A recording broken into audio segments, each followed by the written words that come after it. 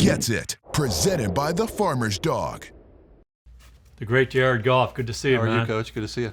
2016 draft. You remember that? Oh, I do. Yeah, we spent a lot of time together. I do. I remember. Yes. What was the memories of the trip to Valley Ranch? I remember you grinding me pretty hard. You were asking some tough questions, but it was good, and it created a lot of respect from me towards you. And I remember I'm like, dang, I got a lot to learn now, and it was fun though. It was a good time. It was such a good process, and people ask me all the time now about you. You're on this hot streak, and I say very confidently, I knew Goff could play. We spent a lot of time with him, and he had the three traits that I think all great quarterbacks have. He's tough physically and mentally. He's got an instinct and a feel for the game, and he could stand in there under duress and make throws. Sure. And then I kept thinking, like, am I just saying that because I'm seeing that now?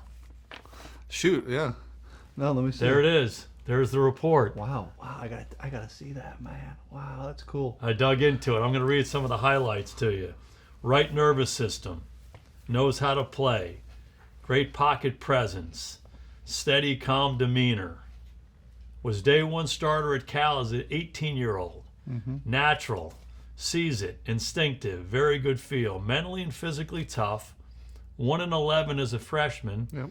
To 8-5 and a bowl win in 3 years. Mm-hmm. Remember all that? I do. Oh yeah, I do. Some really good stuff. Yeah, man, that was a long time ago. Shoot, it feels like it, but yeah, that was my first real taste of adversity. Was that 1-11 year, and then the next year we went 5-7. And we're like, we're still not there. And then that final year we kind of broke through 8-5, won the bowl game, and a lot of the same guys that were on that team that were 1-11, and you got a good taste of it. Yeah. You were 21 years old back then, a little peach fuzz. Yep. Okay, now you're 30, you're a grizzled veteran. Yeah. A lot of great things have happened. A lot of disappointments have happened. Talk about some of the highlights you've had over the last 9 years. Man, I think about like the primetime wins, the playoff wins, the playoff clinching wins. Those ones are always fun. You get the T-shirts in the locker room. We won in New Orleans NFC Championship last year, both home games, the playoff game wins. And then I played in the Super Bowl. It didn't go our way, but to get that experience and to see what it looks like and to go through that and to come out on the wrong side and be able to look back on it and try to fix things now, it's a good thing to learn from. How about some of the disappointments? The best players I've been around, coaches, people in my life, Yep. They embrace their scars. Yeah. They grow in times of adversity and disappointment. Can you think about maybe the times where you've grown the most?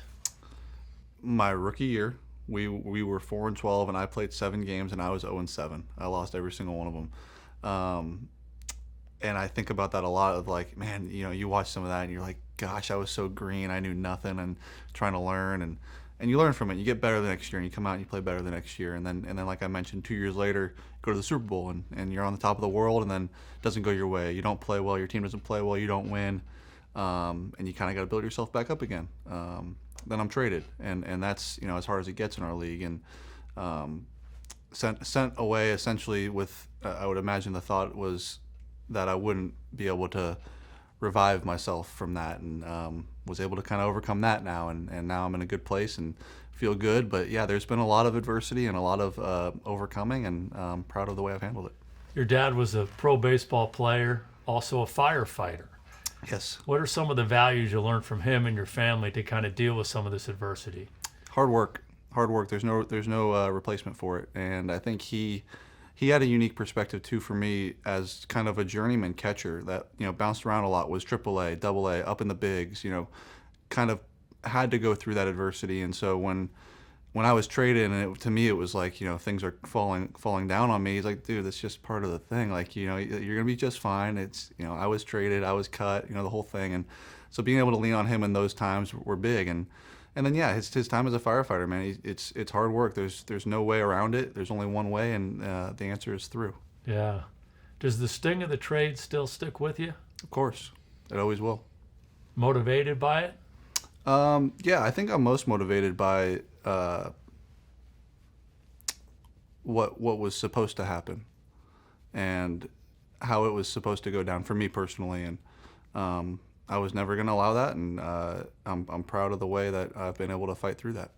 How about Dan Campbell? You come here, he's a teammate of mine for 3 years.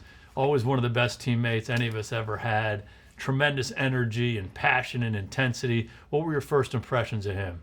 Exactly that, man. It was energy. It was excitement. The first impression was the night I got traded, and I got on the phone with him and Brad, and I had just gotten off the phone with my agent, my family, and things were not quite as jovial. And I get on the phone with those guys, and it's just excitement through the phone, energy, and I'm like, oh, okay, all right, I can do this. Let's go.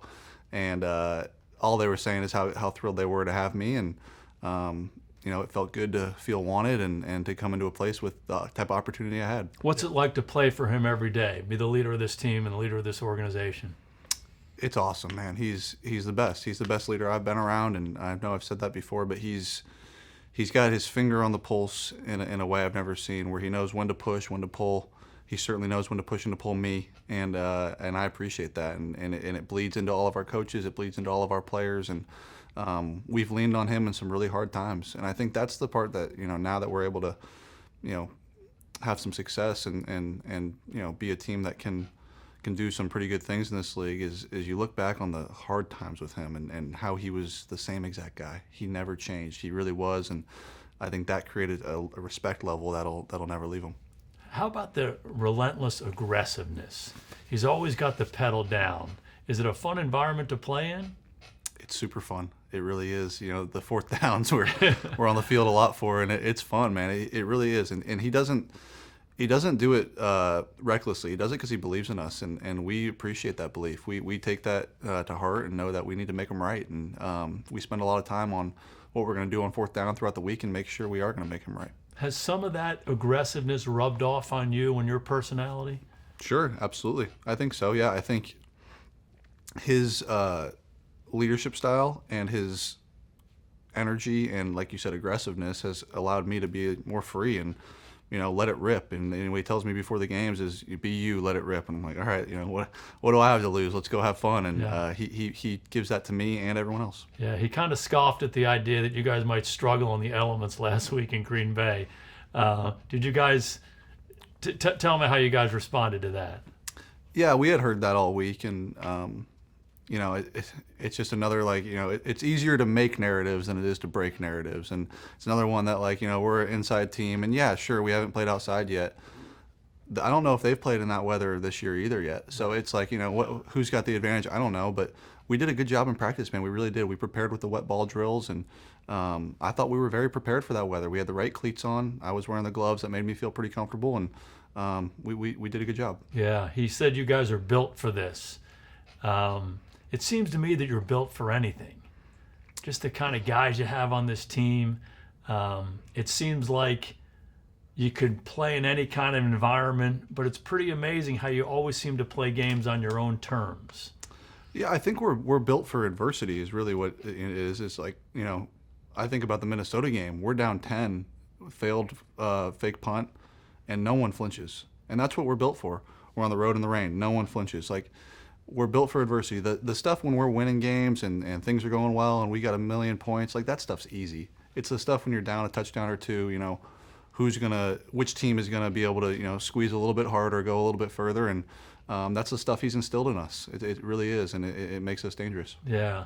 Let's talk about just this incredible run you're on. There's a lot of statistics that show up, but the one in the last 6 games, you guys have scored 28 touchdowns, and you've only had 24 incompletions. I've never heard anything like that. How do you explain this? I don't know, man. I hadn't heard that either, and I think it started a few weeks ago, and we've been able to carry it through the last couple weeks. But I think I've just been playing disciplined football. I really have, and I don't think I'm doing anything extraordinary, just trying to do my job and take care of the ball. Our guys are catching the ball. We're protecting well. I'm finding guys open, making some good throws, and it's been good. Yeah, the best play callers and the best quarterbacks kind of understand the result. Right. The play and the player. If I go to this guy, bad things happen, let's not do that anymore. If I go to him and good things happen, let's keep doing that. 30 straight completions to Amon-Ra St. Brown. Yeah. You're going to keep wearing him out, aren't you? Oh, we are. Yeah, he's a special player, man, and I'm so lucky to play with him. And him and I have just continued to get on the same page as the years have gone, and right now we're in a pretty good place. 30 in a row feels pretty good. I've heard it so many times this week it might get jinxed now, but we're going to keep trying to keep that streak going. And I throw it his way, good things usually happen. Yeah, I'm betting on you, not against you. Thank you. What makes Ben Johnson such a good coordinator? Oh, man. Gosh, where do I start? I think number one is he knows it's about the players. By far, that's the main thing. He knows our scheme is good and we've got good plays, but it is about the players. It's about putting the best players in the best spots, what they're good at, and getting them to excel in their role. And he's so dang good at moving guys around and getting them into that spot. And then just being prepared, really, just the preparation throughout the week that he puts in, that him and I put in together. By game day, it seems like, we already have a pretty good idea of how things are going to go and how we want the game to go, and we're kind of working together through that. And he's really dang good. How different is it for you than playing for Sean McVay, the Rams? Is it a different system, a different feel, where you're asked to do different things? Yeah, certainly asked to do different things. I think, I'm an older player now, so I'm able to handle more, and I'm asked to do more, and rightfully so. And I had a lot of success with Sean, and we had a lot of success together, and he taught me a lot, and a lot of that stuff that I learned from him I still use today. But here, I'm older, I've grown. They allow me to do a lot more things at the line of scrimmage. I'm able to, control things a little bit more, and it's a lot of fun. Has there been an inflection point in your career where all of a sudden you were like on this trajectory and then it went like this? Anything you can point to? In 2022, we were 1-6. And it felt like, we just kept finding new ways to lose the game. And I remember having a thought to myself, and I talked to Dan and Ben of like, I just need to focus on my job. You can't try to do too much to try to win a game, or, I need to make a throw in this drive because this is the drive we need to win the game. I completely got rid of those ideas and said, I'm just going to do my job one play at a time. And things just, sure enough, started rolling a little bit, up. And I think we went like 8-2 to finish that year, and I was playing pretty well. I think I went, like 10 games without an interception or something like that. And like the momentum started to build. And from that point on, I've kind of tried to embody that and just really focus, be present, and do my job. Yeah, we used to always talk to our quarterbacks about aggressively take what they give you. Right. And I think you're the perfect example of that. Right. Well, I try to. You try to stay on your front foot and be aggressive. And I think in what we do, we've got two really good backs where if they do want to get depth and I'm able to give it to those guys in space, it's a pretty good play for us most of the time. Yeah. How about playing in Detroit? I haven't won a championship since 1957, 67 years.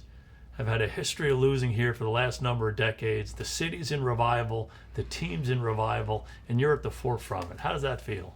It's fun, man. It really is. Our city and our fans are the best in the world. It's so fun to play in front of them every week, and it's a tough place to play now at Ford Field, and they take a lot of pride in that, and I love being able to have seen it from when I first got here to where it is now, and to watch that grow and to be a part of that, and it's really fun, and I wouldn't want to be anywhere else.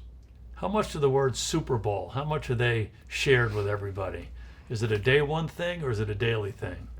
We don't talk about it right now. We really don't. We're very focused on week to week, and I think in the off season, there was goals shared in training camp and in OTAs. Okay, where do we want to be in February? And of course, that's the goal. That's everyone's goal, and that's certainly our goal, is to be the ones holding the trophy at the end of the year. But right now, we're right in the middle of it. It's impossible to try to look at that right now. You have to stay focused. We got Houston this week, and it's another tough game on the road. They're a really good team, and we'll have our hands full. Yeah, I showed you this earlier. This is from an interview. I asked you a question about a dream, an immediate dream, and then your big time dream. Is this old? This is old. Okay. This is from 2016. Wow, this is okay. your stuff. And your answer was this: this is the only plan I got, to make a team, be part of a team that wants me, and we can win a Super Bowl. Do you feel like you're on that team? I do. I do. Those words still ring true today, and I feel like I'm on that team. Yeah. That's awesome. You're doing a hell of a job, man. Thanks, Coach. Congrats on everything. Appreciate Keep you. it going. Thank you. That's awesome, dude. Gets It, presented by the Farmer's Dog. Hi, I'm Mike Tirico, and thanks for watching. Make sure to hit subscribe for the latest news and highlights from NBC Sports.